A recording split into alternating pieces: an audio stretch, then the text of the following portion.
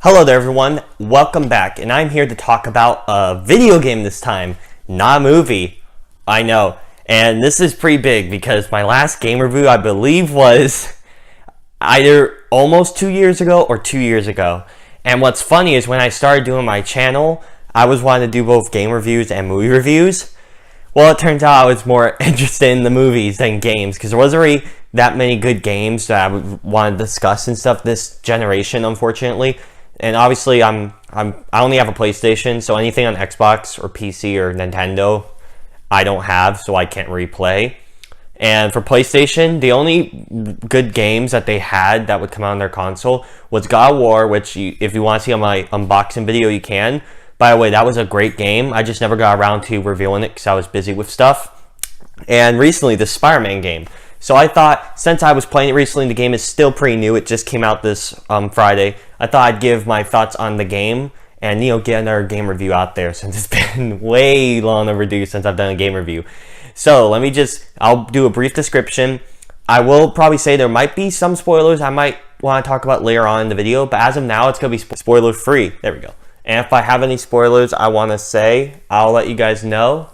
But okay, so this Spider-Man game is its own thing, and it's about Peter Parker, obviously Spider-Man, and it's not about him in high school. He's not a kid. He's not even really in college. He's like out on his own. He's in his early 20s, and basically the game picks up right as you defeat one of your longtime enemies in the series and one of the older Spider-Man foes from the comics. And once you defeat that person, then this new mysterious villain comes out. Mr. Negative was the main one that they were showing off in the marketing, and there's a couple other villains that also come out of the woodworks as well once you take down that other villain.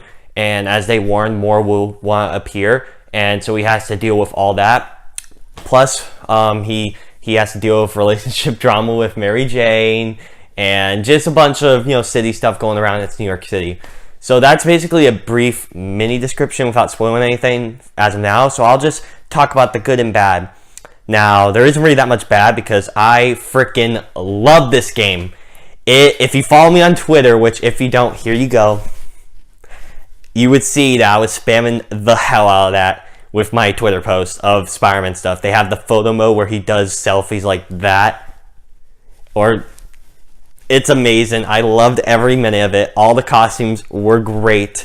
The mechanics were fantastic. I thought the Insomniac Games, the team that made this game, did a terrific job with the world building. It's just New York City, which is pretty big in the game, and it's pretty big overall, but it's basically the entirety of New York City with some little extensions as well. You swing around like it feels like Spider-Man 2, but with great graphics because it's a new game. I thought it was terrific. I thought this is probably the best adaptation that we've ever seen of Spider-Man when it comes to how he was in the comics. I thought this was done perfectly well. There's a bunch of other side characters in it as well. Like, you have Mary Jane, like I said, Aunt May. There's a new, different look on how she is in it. I thought that was really good. They add some other characters that aren't as well known in the movies or in the shows, animated shows and all. They add this one called Mr. Negative, whose alter ego is Martin Lee. He basically has two personalities, on the left when he's good and on the right when he's bad. I think that's pretty obvious. I thought he was great. I mean, he's like the main face of the game, like villain-wise. There are a couple of other villains in it, and there is some surprises. I won't really want to spoil them, but the surprises were great. When you're playing the game, you can kind of see, okay, I think I know what they're building at. But you're still like, wow, when it actually happens, because it's not a matter of when, but it's a matter of how, because you know what will happen with some of these surprises. But when they do happen, it gets really good. And also, the story was so investing. I was like, I wanted to beat this game as quickly as I could, so I was playing it whenever I had a chance because I worked a lot this weekend. I was studying for schoolwork and all that. But whenever I had a chance, I was on my system playing that game.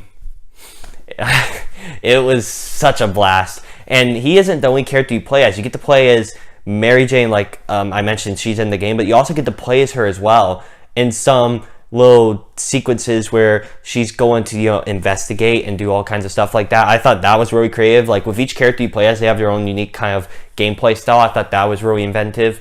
You also get to play as Miles Morales. Yes, Miles Morales is in the game. So here's basically me taking a selfie as both characters, but yes, they are also both playable in the video game. And what I loved about this, which may be a tiny spoiler, but people knew he was in the game, but what I'm about to say might be a mini spoiler, so be warned. But throughout the game, it tells his origin story. And I thought that was fantastic, how they layered it throughout Peter's story, while also setting up a potential for him, Miles Morales, to be a main character going forward in our DLC or the sequel that I know they're gonna make, because they have so many Easter eggs and teases in the ending of this game. It's just brilliant how they did it, and there's lots of little winks at people, especially movie fans. Now there's so many Easter eggs to the movies, like that you have, for example, you have like the Avengers Tower in the game. I thought that was great. Like I said, I used the photo mode a lot, and this is one of my favorites. This looks amazing. You have Wakanda Embassy or something like that in there. You have the Doctor Strange building.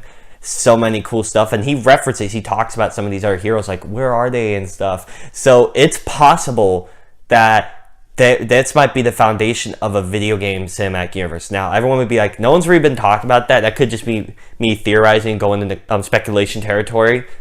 But it's possible they could do that. And we'll just see how these new DLCs coming out will come. By the way, there's 3 new ones. And I am tempted to maybe do a video on those, but I won't do it a piece.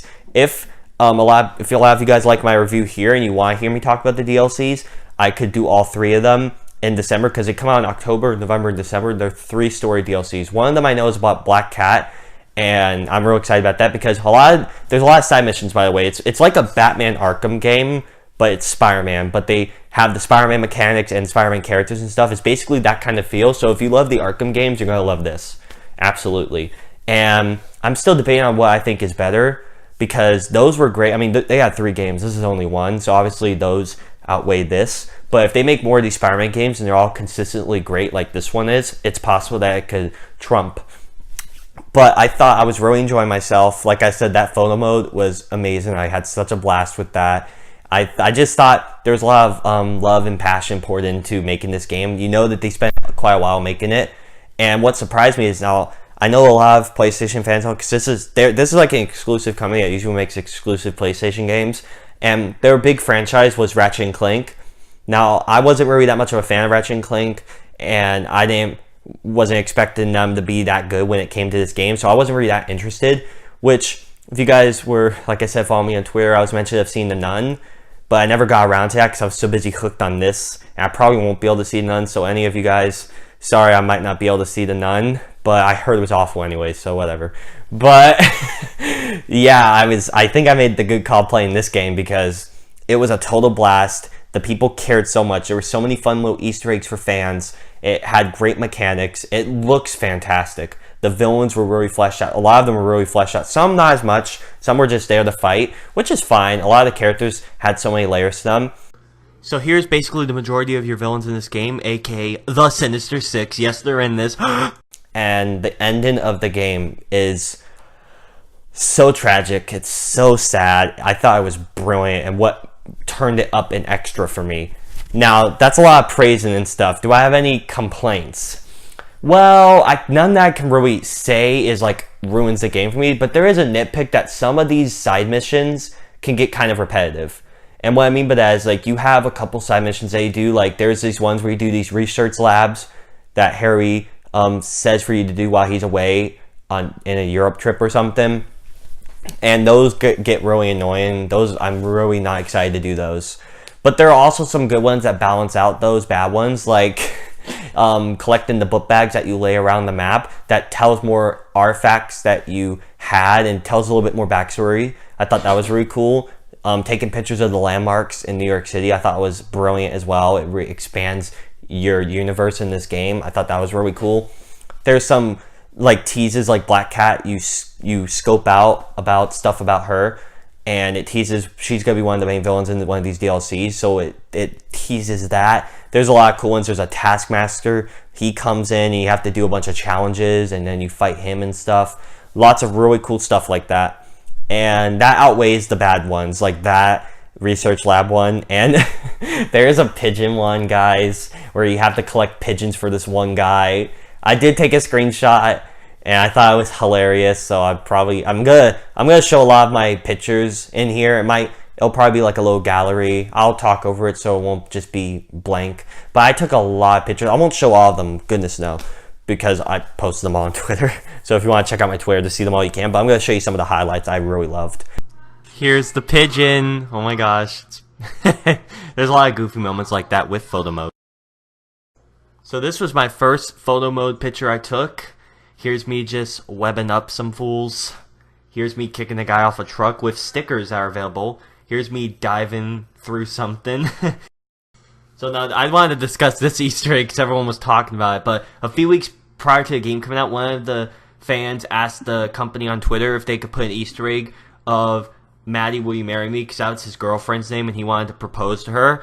And it turns out a week or two before the game came out, she dumped him and started dating his brother. So that makes this a really tragic Easter egg, but I find it kind of funny. And here's me jumping in midair fighting some fools.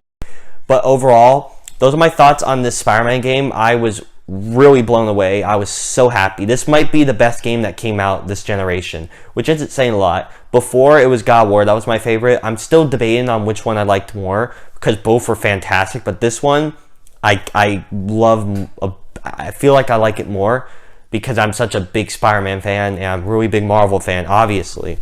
And, I mean, God of War is great too, but I've always been a Marvel fan, so it's really tempting on which one's better.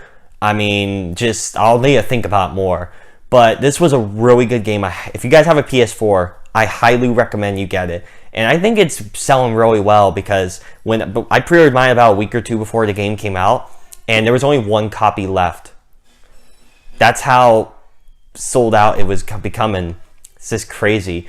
And I've heard of people that are getting PS4s just for this game. Seriously, I know some people that got a PS4 just for this game. So this might be another system seller, which is remarkable.